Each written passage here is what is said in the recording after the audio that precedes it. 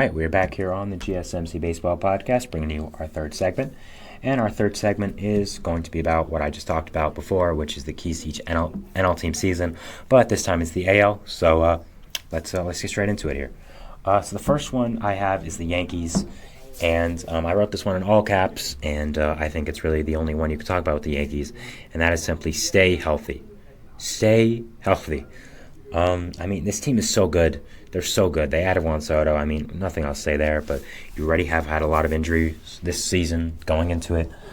You've had Cole getting injured, which is a shocker. Cole never gets hurt. You had Judge have a little bit of, getting roughed up a little bit with his injuries. You have a lot of guys in your rotation on your team that are injury risks. Nestor Cortez, Carlos Rodon are definitely big ones. Marcus Stroman as well was injured last year. So I think just if they can stay healthy, everything will be fine. But I think the object of staying healthy is going to be something that you have to worry about if you are a Yankees fan because of who's on your team. So that's really what it is. Other than that, if they stay healthy, they'll be fine. But staying healthy is easier said than done. So that's what you have to watch for if you are a Yankees fan. Orioles. For me, I think it's the mid-rotation arms performing. Obviously, they've had a lot of pitching. They've had a lot of pitching problems in the past few years, so specifically this year when they won 101 games. Even though they did 101 games, they still did have some problems with their pitching. They added a real ace this season in Corbin Burns, but other than that, I think after that there's a lot of question marks. And I think their mid-rotation guys like Kyle Bradish, Grayson Rodriguez, John Means, Tyler Wells, Dean Kramer, a lot of those guys are good, but you don't know how good they are. So I think that's really what you have to look for. Just if they can perform up to their potential, I think you'll be fine. But I think that's really what the key is for them going into the season. The Blue Jays. This one's a little bit vague, but hoping it makes sense. It is them playing up to their potential. The Blue Jays we thought were going to be one of the young and upcoming teams a while ago. They had Vladdy, they had Bo Bichette, they had some other young stars as well, and the most they've done is make it past the first round. They haven't really done much after that. And I think they've had such a good team on paper for a long time that at some point you just want to see them play up to their potential. Their rotation's great. Their lineup has a lot of nice pieces. Their bullpen's good. You just want to see them play up to their potential. Everyone on that team, kind of become who you are. And play up to your standards. So that's what I really want to see from the Blue Jays. And if they can do that, everything will be fine. But I think that's, again, easier said than done. The Rays. The Rays, I have successfully replicate value. Now, that might sound a little bit confusing, but it's not. It's not that. Really what the Rays have done throughout their entire tenure as being kind of the team that doesn't spend money is replicate big stars with guys they find somewhere dumpster diving and making them big stars.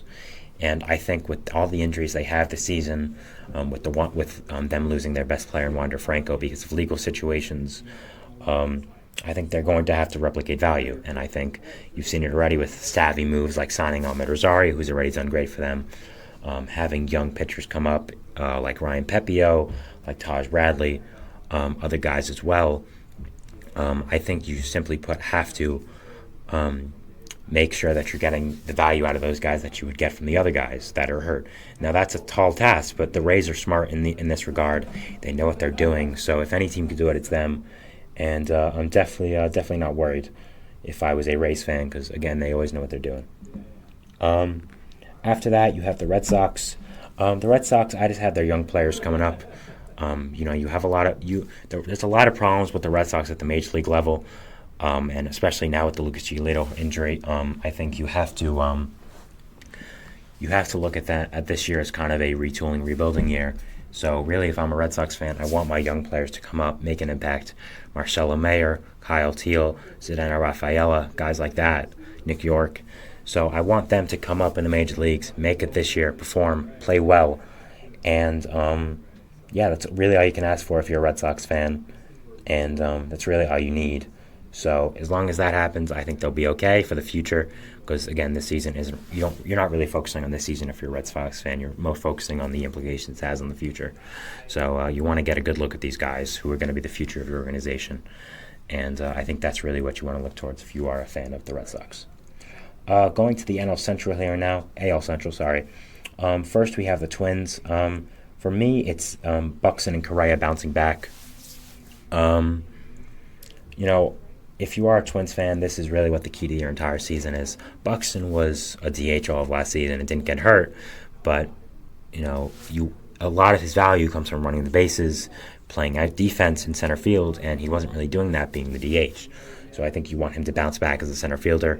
Correa wasn't great last year as well. He kind of was heating up towards the end of the season, but you still want him to bounce back and put it together for a full season. So that's something you definitely want if you're a Twins fan. So as long as Buxton and Correa do bounce back, become the guys that we know them to be, the Twins will be fine with the other additions. With the other players they have, they did lose a lot of guys, but I'm not too worried about that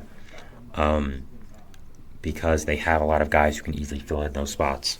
So that's what I'm looking towards if I am a Twins fan. The Royals. For me, it's just their new additions playing up to form. They added a lot of nice guys this season, kind of surprisingly. Seth Lugo, Michael Wacha, Chris Stratton, Will Smith, Hunter Renfroe, Adam Frazier. I think all those guys are solid players, maybe except Adam Frazier, who isn't great. But all of them are good additions. I love the Lugo signing personally. Wacha signing was also pretty nice. And I think if all those guys can play up to who they are, I think you'll kind of start seeing a nucleus built in Kansas City for once. I think they're kind of seeing that they have some pieces to build around. That's why they added a lot of additions, which I like. I mean, you always want to see mid-tier market teams like this kind of go after it. Seeing some of the young guys coming up, like Bobby Witt, of course, Bobby Pasquantino, MJ Melendez, and a guy like Michael Garcia, who might be a breakout candidate at third base. So I think that's what you really want to look towards if you're a Royals fan, just having the new additions play as who they are and perform really well. After that, you have the Tigers. I just want the whole team to take a leap. You have a lot of nice additions. You have a lot of nice players there. I mean, you have Spencer Torkelson, Colt Keith, Gio Urshela now, Riley Green, Parker Meadows, Kerry Carpenter, Mark Canha now. I just want a lot. I want those guys to take a leap, become really nice players, the young guys specifically. Also in the rotation, Casey Mize, Tarek Skubal, Jack Flaherty, who's kind of had a rough couple seasons. So I think all these guys, them taking leaps, becoming better than they were, would be a really nice thing for the Royals, and that's what I'm definitely looking forward to, and wanting to see if you are a Tigers fan. The Guardians now. For them, it's just trying to figure out a vision. Are they competing? Are they rebuilding? Are they retooling? I'm not really that sure. The team is kind of the definition of mediocrity right now. Their pitching staff's okay, but they've already dealt with some injuries. The hitting is not good, but the pitching's okay. I think there's a lot of intriguing candidates for the offensive side. But I think they just kind of have to figure out, are they rebuilding? Are they trying to go for it in this weaker AL Central? I think that's definitely what you have to watch here if you are a Guardians fan, and I think that's what they are watching. I think Guardians fans know what situation they are in, so it's not a shocker to me. Finally, the White Sox. It's kind of the same as the Rockies before, which just show anything, just show some flashes.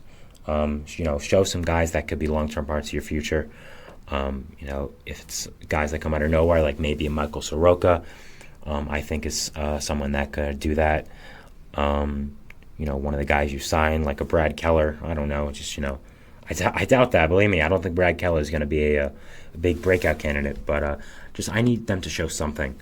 Or the young guys performing, like Garrett Crochet, is one of them, Colson Montgomery coming up, Luis Robert, Eloy Jimenez performing. I just want to show some flashes there, show anything that shows a future for this White Sox organization, and I think that's really all you can ask for. Moving on to the AL West here, we have the Astros first. I think their pitching needs to perform. We talked about it before in the Blake Snell segment, but they have a lot of injuries there. And I think the other guys in that rotation performing, like Framber Valdez, Christian Javier, Hunter Brown, those guys playing really well, pitching really well is kind of the key to their whole season. And I think that's the way they can make it back to the World Series and make it back to a true contender. And that's what I think that's really what the Astros need here, and that's what they need to watch going into the year. The Angels. I think the Angels just need their young players to perform.